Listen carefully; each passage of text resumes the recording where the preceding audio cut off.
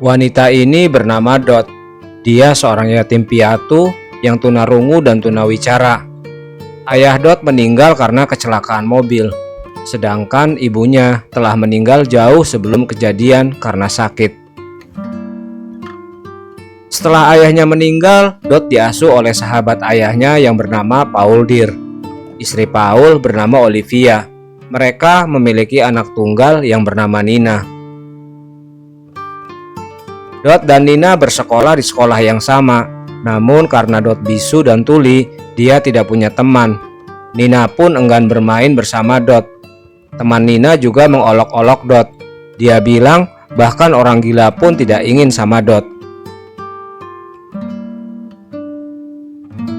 Dot lebih suka menyendiri. Setelah pulang sekolah, dia lebih suka menunggu Nina di toilet sendirian. Olivia berharap Nina mau menerima Dot sebagai saudara dan mau ngajak ngobrol Dot. Tapi Nina dengan ketus bilang, gimana mau ngobrol, dia kan bisu dan tuli.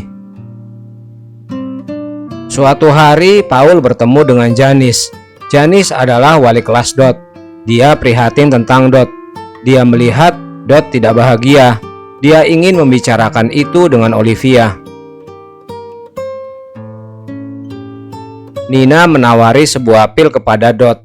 Dia bilang ini adalah heroin yang legal, tapi Dot mengacuhkannya. Saat itu Paul dan Olivia sedang mendekorasi sebuah ruangan. Olivia yang kelelahan dibopong Paul ke tempat tidur. Pada saat makan malam, Paul berencana akan memanggil guru bahasa isyarat agar mereka dapat berkomunikasi dengan Dot. Paul sangat baik kepada Dot. Dia menganggap Dot seperti anak sendiri. Janice bilang kalau Paul adalah seorang arsitek jenius yang baik hati. Di laboratorium, Dot dibantu penerjemah bahasa isyarat untuk berkomunikasi. Dia berpasangan dengan Connor dalam melakukan uji coba. Dari raut mukanya, Connor gak suka dengan keputusan ini. Pada saat makan di kantin, Nina dan teman-temannya bergosip tentang keperawanan. Nina dianggap masih perawan oleh teman-temannya dan disarankan untuk berhubungan dengan Connor. Dot hobi main piano. Dia memainkan piano dengan indah. Dot begitu mencintai ayahnya. Dia menyimpan abu ayahnya di bawah kolong tempat tidur dan sering melihatnya tiap malam. Suatu malam, Dot terbangun saat melewati kamar Nina. Dia mendengar suara-suara. Dot pun mengintip. Dia melihat Paul dan Nina sedang melakukan perbuatan terlarang. Mereka berhubungan sedarah. Paul melarang Nina saat Nina minta izin keluar malam dengan temannya untuk menonton film. Paul dan Olivia berbeda pendapat mengenai hal ini, dan mereka pun bertengkar. Dot ingin menonton film juga. Lalu Paul mengantarkan Dot ke bioskop. Di sana Nina dan teman-temannya ada di bioskop juga. Dot mengamati Nina dari kursi belakang. Dot yang sudah tahu kelakuan Nina sangat membenci kejadian semalam yang dilihatnya. Suatu malam Paul masuk ke kamar Dot. Dia bicara kalau dia sakit dan dia pikir bisa sembuh kalau ada orang lain di rumah ini. Dia sempat membelai rambut Dot, tapi nggak diterusin. Suatu hari saat Dot bermain piano, Nina melihat dari belakang. Lalu tiba-tiba Dot bilang sial, karena dia salah memencet touch piano. Nina pun kaget mendengar Dot bisa bicara, karena selama ini dia menganggap Dot bisu dan tuli. Di sekolah, Nina langsung mendatangi Dot. Karena Nina tahu Dot nggak tuli. Nina bilang kalau dia akan membunuh ayahnya malam ini karena ayahnya telah meniduri Nina. Suatu malam Connor datang ke rumah Nina. Saat membuka pintu, Nina kaget. Kenapa yang datang Connor? Disangkainya yang datang adalah Michelle. Lalu Connor bilang ke Nina kalau dia sebenarnya ingin bertemu Dot untuk mengerjakan tugas biologi karena mereka satu kelompok. Setelah minta izin sama Paul dan Olivia, Dot dan Connor pergi ke kafe untuk membahas tugas biologi. Di kafe, Connor malah nyatain ke Dot kalau dia suka sama Dot, tapi Dot nggak menanggapinya. Malamnya, Dot kembali nguping di kamar Nina yang lagi berhubungan badan dengan Paul. Lalu, Dot dengan sengaja memecahkan sebuah patung karena dia nggak suka apa yang dilakukan Nina dan Paul. Nina dan Paul pun keluar kamar. Kehidupan seks Paul dan Olivia sudah tidak bergairah. Meskipun Olivia berusaha menggoda Paul, tapi Paul tetap dingin dan cuek.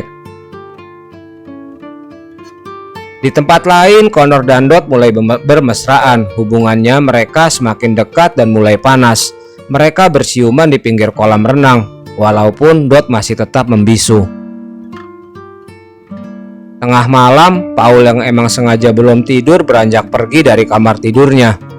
Olivia mengetahui hal ini, tapi dia pura-pura tidur. Paul pergi ke kamar Nina yang sedang nyetrika baju. Lalu Paul mulai menggoda anaknya Nina. Dia mencium baunya. Nina yang sudah benci ayahnya berusaha melarang. Lalu Nina bilang kalau dia punya kejutan untuk Paul. Nina minta Paul untuk duduk dan memejamkan mata. Nina yang sudah bertekad akan membunuh ayahnya malam ini bersiap menempelkan setrika ke muka Paul. Namun tiba-tiba Nina mendengar pintu depan dibuka. Dia tahu itu adalah Dot yang barusan datang. Nina pun mengurungkan niatnya.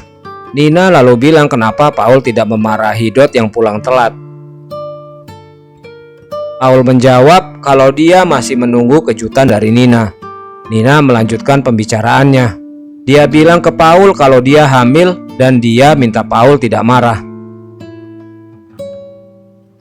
Di luar kamar, Dot mendengar semua percakapan itu. Awalnya Paul tidak percaya, tapi Nina bilang kalau dia sudah melakukan tes dan itu akurat. Mereka berdua tidak menginginkan bayi itu. Nina ingin menggugurkan kandungan dan dia butuh biaya $1.000 untuk menggugurkan kandungan di klinik Fairfield. Paul menyanggupi dan akan memberikan uang tunai itu besok. Paul memastikan kalau hal ini belum diceritakan Nina kepada siapapun. Lalu Paul pun pergi karena sudah lelah. Dot yang masih nguping dekat kamar segera berlari pergi. Di kantin, saat Dot sedang mengambil makanan, Dot didatangi Connor. Connor mengajak Dot untuk pergi malam ini, tapi Dot menolak. Connor agak kesal mendengar jawaban ini. Lalu dia bertanya kenapa Dot menolak. Dot menjawab karena dia nggak mau dekat-dekat lagi dengan Connor. Dia merasa tidak cocok dengan Connor. Malamnya Nina ngobrol dengan Dot. Dia bilang kalau besok malam dia bakal kabur dari rumah dan tidak akan kembali.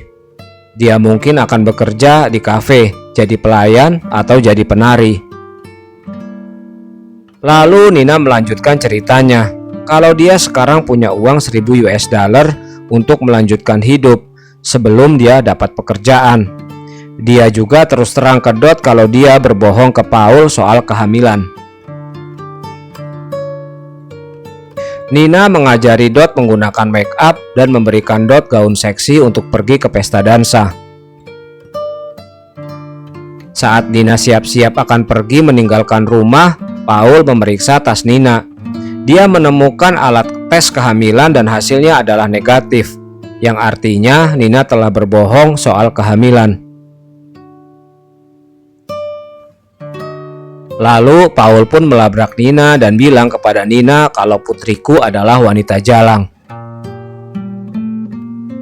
Olivia sebenarnya sudah tahu semua yang terjadi di rumahnya antara suaminya Paul dan anaknya Nina, tapi dia diam saja dan hanya memandangi cermin. Sementara Paul dan Nina bertengkar, Dot bermain piano sendirian sambil berlinang air mata. Muka Dot merah, menahan emosi. Dot yang mendengar kekerasan dari kamar Nina udah gak tahan lagi. Dia sudah tidak dapat membendung emosinya. Dia mendengar Nina menangis karena dipukul Paul. Lalu Dot pun mengambil kawat pada piano dan dia pergi ke kamar Nina. Paul yang memaksa Nina berhubungan badan dibunuh oleh Dot dengan cara menjerat lehernya dengan kawat piano dari belakang. Dan Paul pun ambruk bersimpah darah. Olivia menyaksikan semua kejadian itu dari belakang. Nina yang histeris menyalahkan Dot yang telah membunuh ayahnya. Nina bilang semua ini tidak akan terjadi kalau Dot gak berbohong kalau dia bisu dan tuli.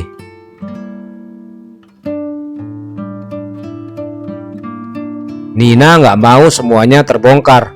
Tidak boleh seorang pun tahu kejadian sebenarnya. Di depan pintu, Michelle mengetuk-ngetuk pintu. Nina pun panik. Dia nggak ingin Michelle tahu apa yang telah terjadi di dalam rumahnya. Setelah berganti baju, Nina dan Dot pergi menuju pesta, diantar dengan Michelle. Michelle kaget karena Dot ikut juga. Dot dan Nina membawa tas ransel berwarna merah yang sifatnya rahasia. Sampai sini kita belum tahu apa isi tas ransel merah itu. Sampai di tempat pesta, Dot diajak berdansa oleh Connor. Dot yang membawa tas ransel itu diminta oleh Connor untuk melepaskannya. Dot pun melepas tas itu dan meletakkannya di atas kursi. Selama berdansa, Dot selalu mengawati tas merah. Sedangkan di rumah, Olivia duduk termenung di dekat Paul yang telah tewas. Kini Dot tidak lagi berpura-pura bisu dan tuli. Dia berbicara dengan Connor. Mengetahui hal itu, Connor malu dan marah karena dia pernah ngomong hal pribadi di depan Dot. Lalu Nina dan Dot pergi ke pinggir hutan dan menguburkan ransel yang berisi kawat piano dan baju Nina yang penuh darah. Saat itu Nina bertanya kenapa Dot berpura-pura tuli sejak awal. Dot menjawab kalau dia cuma ingin dekat dengan mendiang ayahnya dan gak seorang pun tahu. Lalu Nina bilang kalau Dot gak bisa begitu lagi ke depannya karena nanti kita berdua akan merasa kesepian. Sementara itu di rumah Paul, polisi telah ramai berdatangan. Mereka membawa jasad Paul dan menangkap Olivia. Olivia mengaku kalau dia telah membunuh Paul dengan kawat piano. Olivia ingin menyelamatkan nama baik Nina dan juga menyelamatkan Dot dari penjara. Nina menangis sedih karena melihat pengorbanan Olivia yang begitu mendalam. Film ini menyampaikan pesan tentang kasih sayang seorang ibu kepada anaknya, apapun kondisinya. Terima kasih sudah menonton, sampai jumpa di film berikutnya.